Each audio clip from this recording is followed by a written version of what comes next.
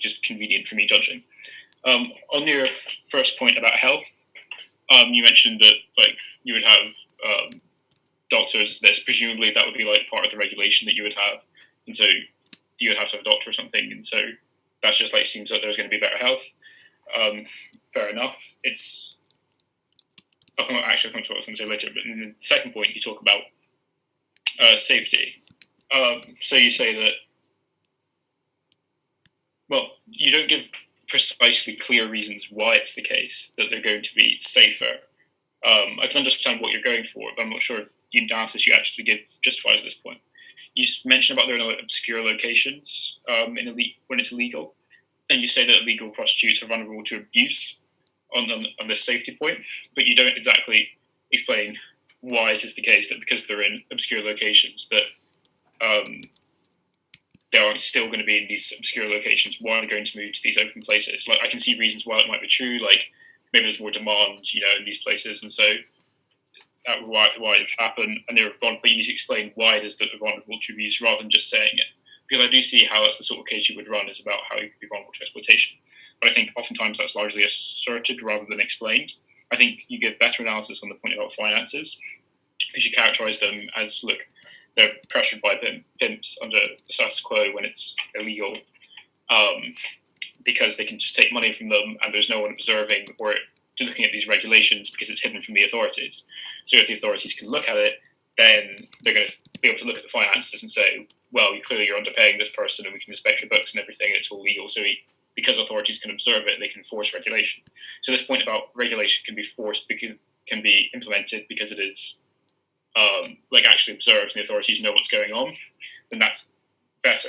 You don't quite make it clear why it's the case that legalization is going to mean that the operations currently happening are going to be actually open, because so it's implicit in your argument that the reason why people are currently hiding prostitution is only because prostitution itself is illegal, not because they're using it to fund other crime or because they're exploiting the women in ways that are illegal, other than just the fact that prostitution is happening.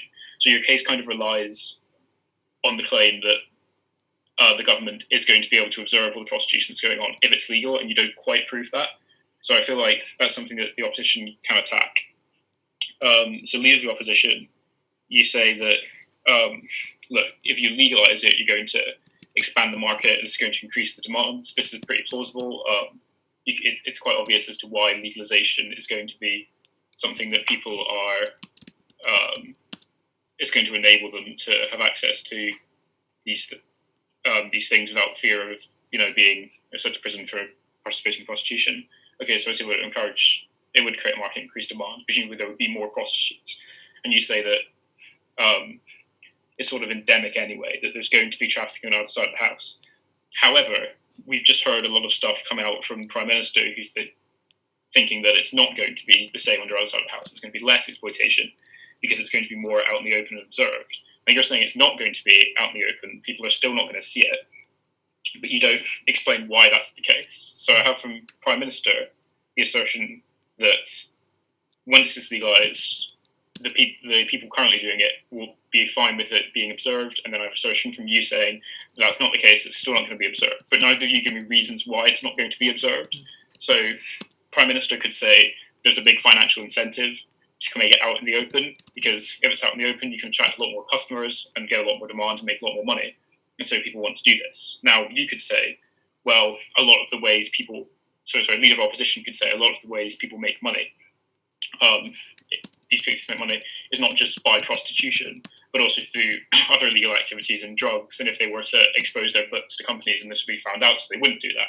So either of you could have given me some analysis to say why that's the case. And if you had done that, then that would have won you this clash. But either way, I'm not quite sure. So, or as it is, I'm not quite sure. So the rest of what leader of opposition tells me, they say that, you say it's like kids might become prostitutes, or like people below legal age. Now, I'm not quite sure why you think that's the case. Is it just because there's going to be more demand, and so there's going to be a greater financial incentive? But if it doesn't happen currently when it's illegal, why would it happen more so when it was illegal? Unless your claim is that it anyway, it's just going to happen more. So like all the bad things about prostitution, for example, people underage being prostitutes, it's just going to happen more. But then you would think that legalization might make this less likely because that's going to be observed. It's going to be observed, and people are going to be, oh, this person's underage, so that can't happen. So oftentimes I can see what you're going for, but the points you make are just asserted rather than actually explained, or they're conditional on something that you sort of assume is obvious, but isn't as obvious as you might think. I think that's the key thing to take from the first two speakers. It's just oftentimes what might seem to be something that is quite obvious is usually not. And so it's helpful to explain why you think that's going to be the case, rather than just assuming that this is going to be accepted in the debate. Okay, Deputy Prime Minister, second speaker on the government side. Okay, you give rebuttal. You say that legislation will prevent the stuff on safety that the previous speaker has talked about, or legalization rather, and combined with the legislation, they're going to observe it. Authorities can detect human trafficking, so less human trafficking is going to happen. But again, you don't explain why it is that there's going to be more of this detection just because it's legal. Like, if people can hide from the authorities currently, why don't they still hide from the authorities? And then you say, but instead of actually analysing why that's the case, you give me just an assertion that in developing countries, there hasn't been a lot of exploitation. And now, whether or not that's true, it doesn't really matter, because all we can credit you for is like analysing something rather than just saying, oh, this has happened in other countries and it's gone fine. So even if that's true, you need to explain why in those countries for me to think that that's good analysis that I can credit you with in the debate. On the point you make about less like sexual assault happening, you say, I'm not sure what the analysis is. You just, again, point to like studies and facts in the world. So even if studies have shown this again, like, I can only credit the reasons. So I'm unclear as to why there'll be less sexual assault. Now, I can see why there might be less sexual assault of prostitutes, because again, it'll be more out in the open. But once again, you've not proved that it will be more out in the open just because it's legal. But in terms of wider society, if that's something, I'm not sure what you're going for on that point. And then on the human rights stuff, that was mostly just after the 5 minutes 15, so I didn't actually take notes on that. I think you suffered from the similar problems of just sort of things that you sort of assumed were obvious. But more importantly, I think specifically to your case, instead of giving me reasons why something was likely to be the case, you just pointed to real-world scenarios, which doesn't actually help in debate. Deputy Leader of Opposition. So I think with your initial point, I was sort of a little bit confused about how your structure that you gave at the start related to the points that you made.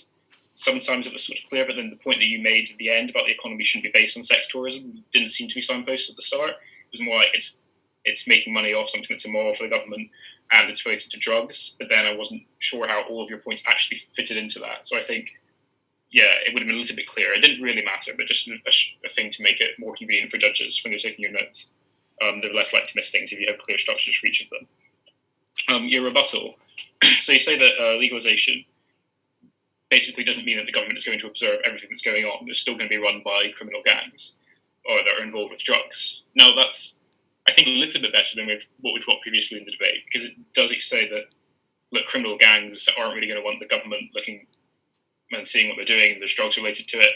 But you don't quite explicitly say that because it is run by criminal gangs don't want to have their processes looked at by the government. They won't actually come out into the open, and so it's still going to be unsafe. Like, you don't say that explicitly, although I've given something of a hint as to that's what you're meaning. But saying that explicitly would have been more clear. There's the obvious response about younger people shouldn't be like. I was a little bit confused about what Deputy Prime Minister was saying about like it's fine for younger people to be prostitutes. Like, I assuming they were meaning like people who are legal, but just sort of like, I don't know, like 18 or 19 or something, or whatever the law is. So if that's what was being meant, then I could see the point on that. But the response is just like, look, these people, whether or not they're below the age of consent, are still nonetheless like kind of immature, and like this shouldn't be something they'll get involved with because they'll be exploited. So fair enough. But then you say the point about bodies shouldn't be commodified, and this is something that gets attacked by a member of government. So you say that it's wrong for bodies to be commodified, but then you don't exactly explain why that's the case. You say that you talk about like selling yourself and stuff, but that I think principled points like this require quite a lot of like philosophical analysis talking about some basic moral principle and like extracting from that this kind of fits at those criteria of general things that in general we would say are wrong. And so you need a lot more work done just to be kind of like asserting it and then hoping that the judges will sort of agree with you, because even if the judge sort of does share your moral intuition on this, then you need to do a lot more work to actually sort of prove it from first principle, from like a basic philosophical thing. So I think if you are going to do that, spend a lot more time on it. But I think probably the better solution is generally not to try to do that, just because it takes a lot of time and it's usually quite a difficult thing to do that you only see happening at the really highest levels of debating when it's actually done well. But I always avoid making big principle points because it's just usually much more difficult to prove than practical things. Secondly, you say that you want safety as well, and that safety is better on your side of the house. And then you have this sort of counter model. So just a general point about this counter model you make about what you would criminalize. So in opposition, you can't really define it in that way. You can't say, look, we're not defending all cases, or we're not defending even a majority of cases where prostitution is not legalized. We're just defending this specific type. So that doesn't really work, because the government has to say, can give a specific model. If it's a reasonable model, then you have to engage with that and say this would be a bad thing that would happen, not just this would only be a bad thing if it replaced our model, which we would prefer. So you have to defend like general cases in which this doesn't work. And so giving that as a response doesn't quite work, because then you're just not necessarily engaging with the debate fully. You're just talking about your sort of best case scenario, which is a little bit unfair. And then this point about the economy shouldn't be based on sex tourism. So I get a sense that that's related to the drugs point, because these fund drugs and crime and other things. But again, like, you need to explain sort of why it is, because I can imagine the government coming back and say, well, yes, prostitution is associated with crime, but only because it's illegal and you make a lot of money from it being illegal.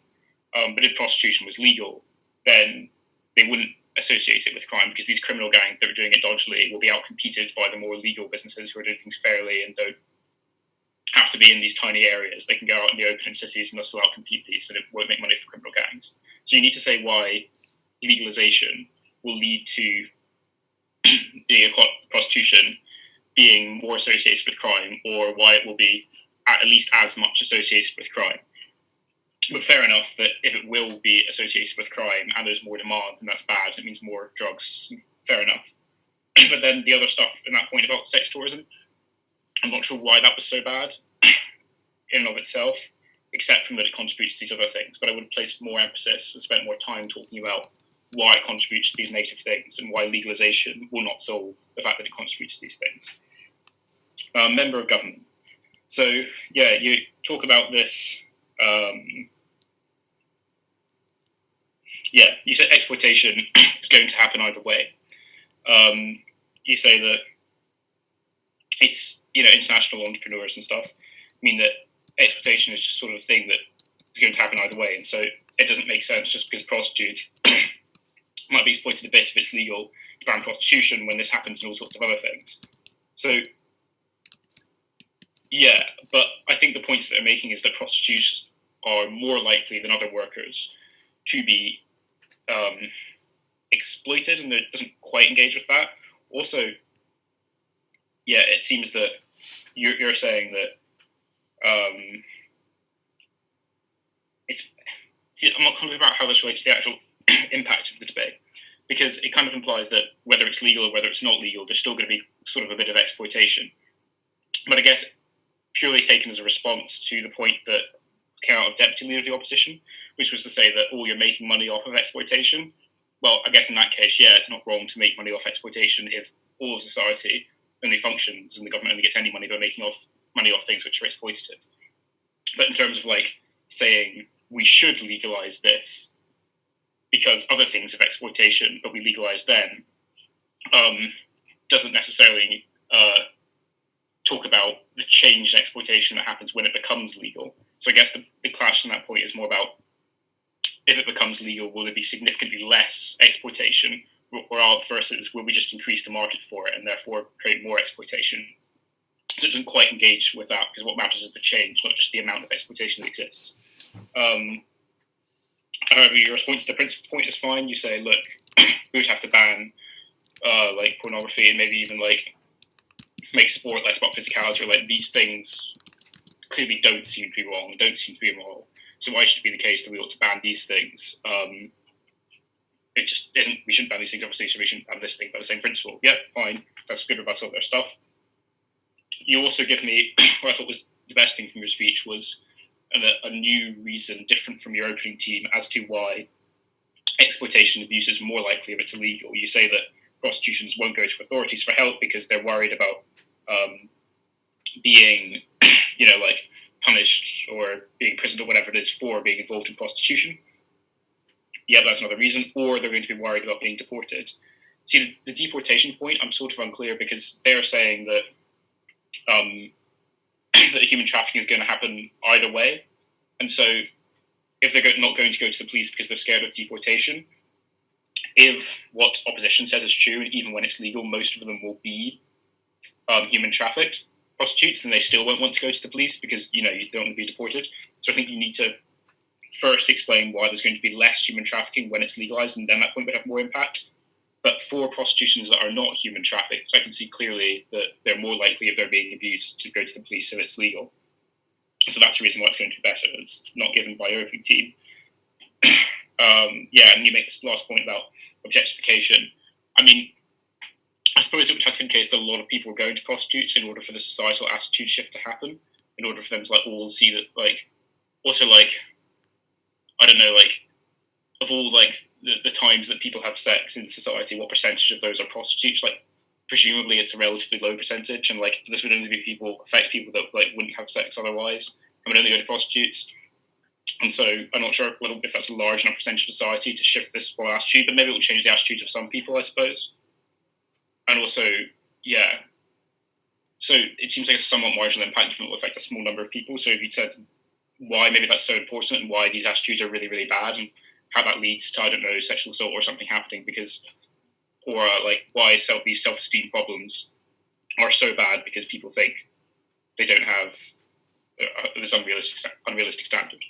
So yeah, it's just for things that might intuitively seem a little bit marginal and not so important, explaining why you think, even if it doesn't affect a load of people, these are really important, would help position that point in the debate.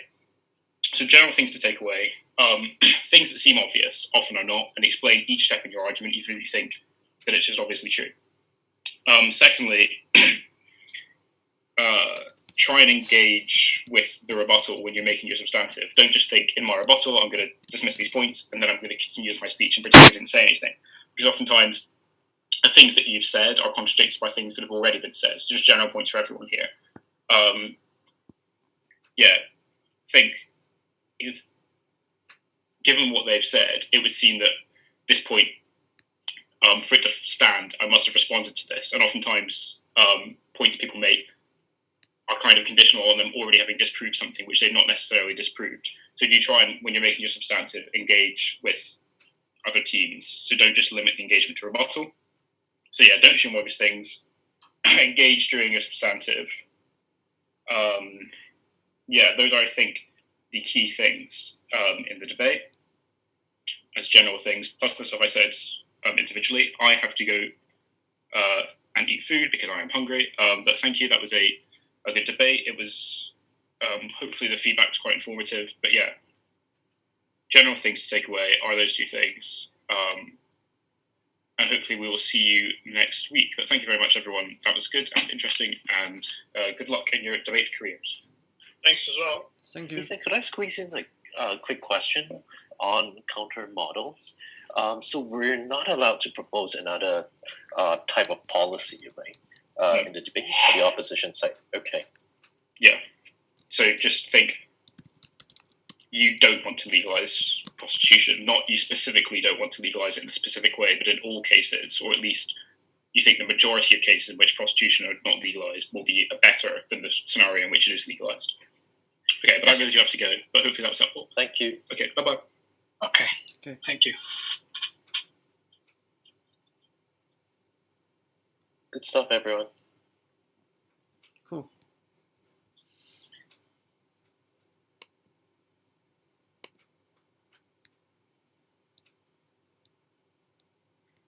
See ya. Oh. Bye, guys. Oh.